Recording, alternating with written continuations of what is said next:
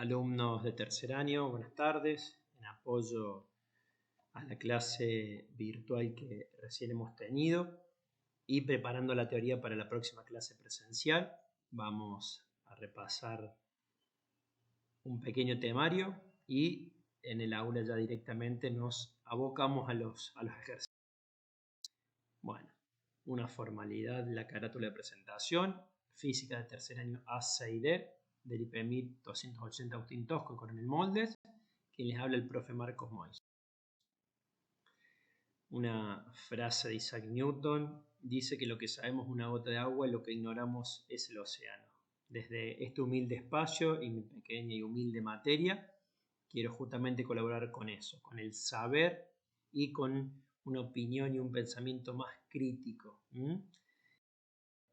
Sabemos que el uso restringido y específico del celular es para la materia, estoy de acuerdo con el uso de él, pero siempre y cuando sea en apoyo a la materia. En el eje 1 hemos pasado el método científico y ahora ya nos centramos en el método. Vamos a ver perímetro, superficie, área y volumen desde la parte conceptual para luego, como hemos dicho, en la parte práctica de ejercicios, llevarla en el aula y aprovechar el tiempo que es poco en el perímetro. Viene a ser el contorno de la figura en cuestión. El perímetro es la suma de las líneas que conforman la figura geométrica, es decir, la suma de todos los lados de la figura. En rojo nos está diciendo arriba que viene a ser el contorno de la figura en cuestión. La suma de las líneas, la suma de todos los lados de la figura. Como lo vemos en esta figura geométrica, en el dibujo de la pantalla, el cuadrado, 4 lados, cada lado mide 4, suponemos que cada lado, o a modo de ejemplo, es 4 centímetros, obtenemos que el perímetro es 16 centímetros. Otro ejemplo, un cuadrado de 3 centímetros de cada lado, podría sumarse 4 veces 3 o multiplicarse la medida de 3 centímetros por 4, que son los lados, también obtendríamos 12 centímetros. Bueno, diferentes figuras para entenderlo y ya grabar lo que a perímetro se refiere.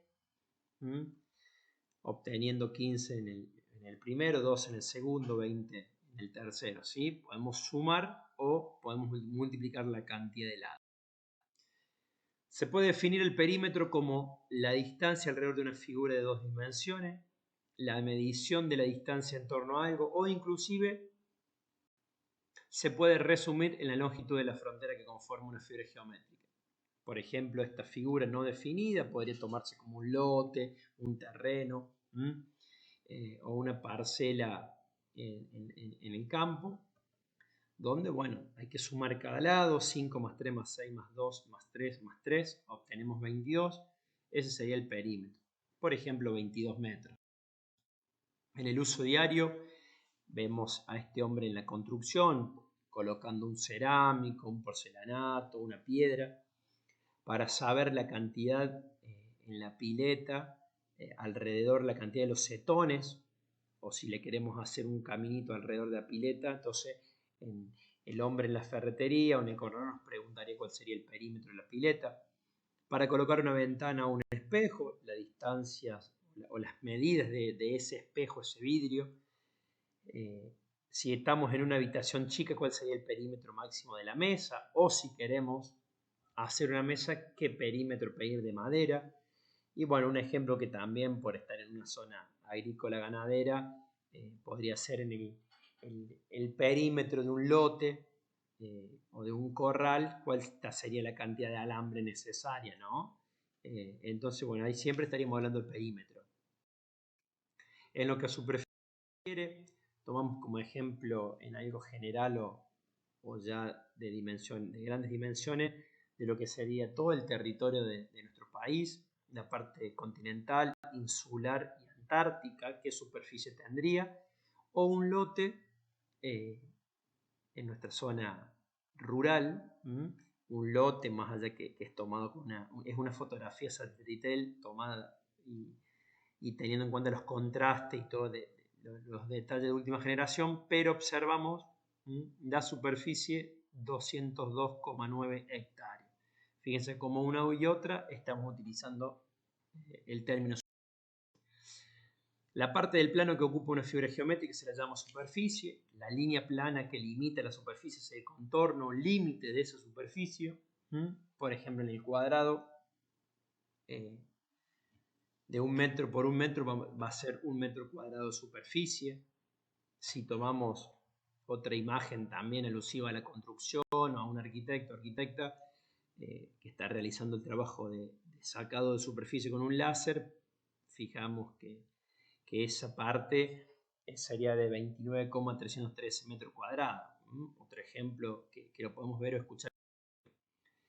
Y en el día a día también, en la actividad agrícola para la siembra, para la cosecha, siempre está hablando de superficie relacionada a los consumos, a los rindes, en la parte de diseño de construcción, en la parte de pintura, para aquellos alumnos fanáticos o fanáticas al fútbol, si la cancha es más chica, es mediana o es grande, va a ser para 5, 7 o 15 jugadores, entonces también estamos hablando de superficie. Y bueno, relacionado a la construcción, también estamos hablando de... Bueno, ya llegando dentro del temario a lo que es área, tenemos que dejar en claro que la porción del plano que ocupa la figura se denomina superficie y la medida de esa superficie se la llama área. Si bien van de la mano o por ahí las usamos indistintamente, hay esa pequeña diferencia. Que la superficie es la porción del plano que ocupa la figura y la medida de esa superficie es el área. La medida del área de una superficie depende de la unidad elegida, se mide unidades cuadradas de longitud, centímetros cuadrados, metros cuadrados, en fin, utilizamos siempre unidades cuadradas. En lo que a meteorología puede tomarse como ejemplo, cuando vemos el análisis que hacen los medios de comunicación o que hacen los noticieros, cuando hablan de determinada área afectada por lluvia, por granizo, por grandes o elevadas temperaturas llegando al verano, ahí se usa la palabra área. También en la construcción, también en la construcción, en las divisiones o en las diferentes partes de la casa, de un edificio. Cuando hablamos de la zona o área afectada por un incendio, también estamos hablando de área. Y en lo que hace a búsqueda o rescate de personas, tanto la policía como el personal con los perros o en helicópteros u aviones, están trabajando en esa búsqueda, bueno, se ubica o se determina diferente área. Y entrando ya, esta palabra posee diversas definiciones según sea el ámbito. Por ejemplo, el volumen a nivel sonido, si es mayor, si es menor, a nivel ondas electromagnéticas, pero no es el caso. Una de ellas es la propiedad física de la materia, que es el espacio que ocupa un cuerpo. El Sistema Internacional de Unidades establece como unidad principal de volumen al metro cúbico. ¿Bien? Entonces acá, chicos, lo que nos referimos a volumen es la propiedad física de la materia, que es el espacio que ocupa un cuerpo. El Sistema Internacional de Unidades establece como unidad principal o primordial el metro cúbico. El concepto de volumen se halla relacionado netamente con capacidad. La capacidad, ¿qué es? ¿O a qué hace alusión? A la proporción de alguna cosa que puede contenerse en otra.